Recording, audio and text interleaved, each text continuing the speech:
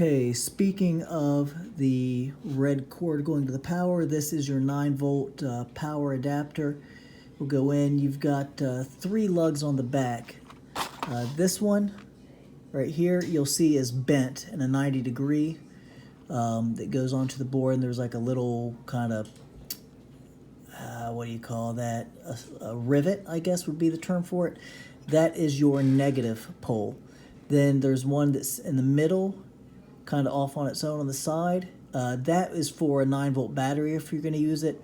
This one down here is going to be the one we're hooking our power to. So it's going to be out there. I've already tinned everything, and just as far as a quick connect, heat it up, get it to flow. Whoops, went underneath. Get it to flow, touch it, hold it for a moment, and we're good to go. Moving on. Okay, when it comes to switches, you're going to have 2 in this project. One is your foot switch, which is the blue one. It's actually going to have 9 poles. These three, and these 3 act as 3 individual switches that all flip at the same time. So when you're looking at the numbers, it's 1, 2, 3, 4, 5, 6, 7, 8, 9. So if it said attach something to lug 4, it's this one. So it's 1, 2, 3, 4, 5, 6, 7, 8, 9. Now this is a single pole switch. That's 1, 2, 3, and with this switch it doesn't matter which way you turn it as long as the middle's always 2. So 1, 2, 3, or 1, 2, 3. It doesn't matter in this case. And this one, you can, 1, 2, 3, and if it flips 180 degrees, that's fine. But if you turn it 90 to where you're just looking at the thin side of them, that's not how they connect. If you want to count them the way I did, you want the holes facing you, so the widest side of it is facing you. So 1, 2, 3, 4, 5, 6, 7, 8, 9. The other important thing with these switches is you see this red goop at the base of each of these solder lugs. That's there to hold these in place with the mechanics inside. If that stuff melts, these lugs become loose and they will not function properly. So the best bet is to, as you tin them, is to be quick. So I'm going to tin this. It's actually been tinned, but since it's an older one, I'm just going to go over it again, melt it, do each lug, get nice silver solder on, but don't stay on it for very long. Get off of them. And then before you try to put your bit on, your wire to it, give it a few seconds to cool down, maybe even a minute after you do it, because you don't want to keep messing. Then heat it, add your wire, hold, and you're connected. If you mess up and you need to do it again, give it time in between, because if you cook that for too long and that gets soft, it doesn't come back, it doesn't re-harden, you can ruin the switch. So wanted to let you know. This is your ground wire coming from the board, the black one, and you see, kind of like I showed you with the power, I've added 2 more wires to it. One of those is going to go to the foot switch, the other one is going to go to the output jack, but the main one is going to go to this middle lug of the input jack. This helps you do things a little neater because you don't have to put all those wires onto that tiny power jack.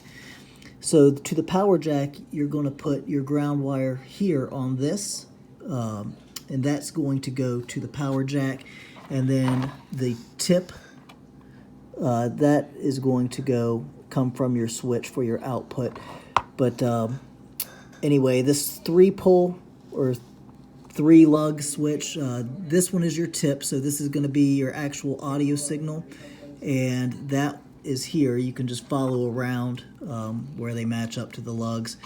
And then you've got a sleeve and ring. Those go together. And so here is your other, this is your other ground cable here. And this is what's going to actually connect to your power jack. I gotta hurry and do this. I didn't realize I didn't strip it before I hit play. But tin it real fast.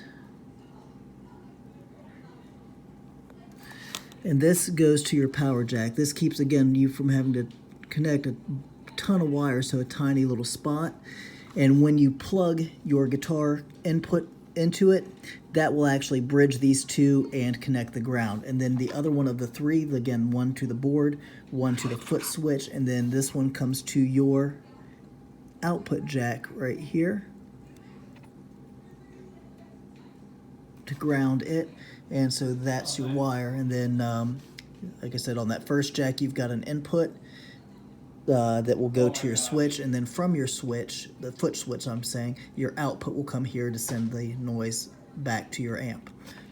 Looking back at the foot switch again, right here, this lugs 2, 3, and 6 have all been connected together with a wire that's all going to be grounded, and that last ground wire coming off of your input jack is going to connect right here to ground this switch.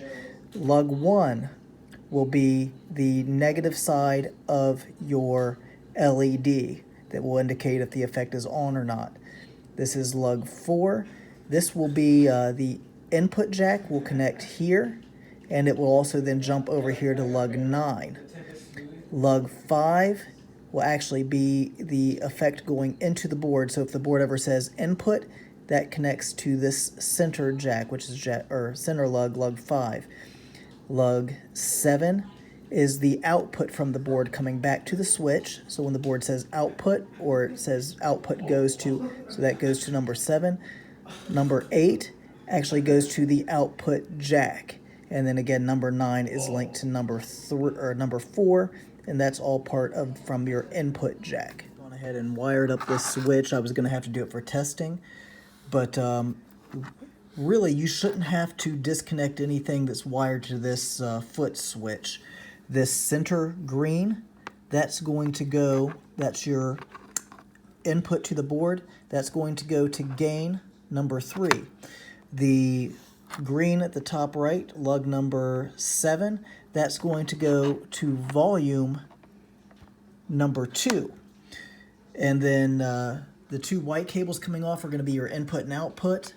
This bottom right here, this double connection, that's going to go to your, come from your input, and then number 8 is going to go to your output. This means you don't have to disconnect any wires from the board at all. You can just disconnect the hardware, and if you need to fiddle or do anything, everything can be done out here on these other pieces without having to solder anymore on this switch. The only thing that you'll have to solder onto it potentially is lug number 1, which will be the negative side of your LED. Okay, here's your transistors. We're going back to the sockets there, the open holes. I've already put the 2222 in, and this is a 3906, and they will, the shapes will match up with the way they look on the layout on the picture. I might not be able to get this to squeeze in there. My eyes are terrible, but basically you just get one leg in each hole, and of course one's going to bend, but just you might have to bend them until they fit correctly. Just a little finagling, and I think, yeah, that got it. Nope. Or maybe. Yeah, they're all 3 in there now. So you've got a 2N2222 and a 2N3906. They just face each other. And generally speaking, if you don't have to take them in and out often, just that friction will hold them in place. Once I get this done, what I'll do is just heat up a tiny bit of solder on one leg to make sure they don't loosen up. But generally, you don't have to do that. If you do find they're loose, I would just put a little solder on one leg. All right, in my wiring, I made one mistake, so I had to reverse the input white cable with one of the grounds just to make sure that the input actually lines up with the tip. I flubbed that up somehow, switched them, should be good. I'm gonna get ready to give you a demo.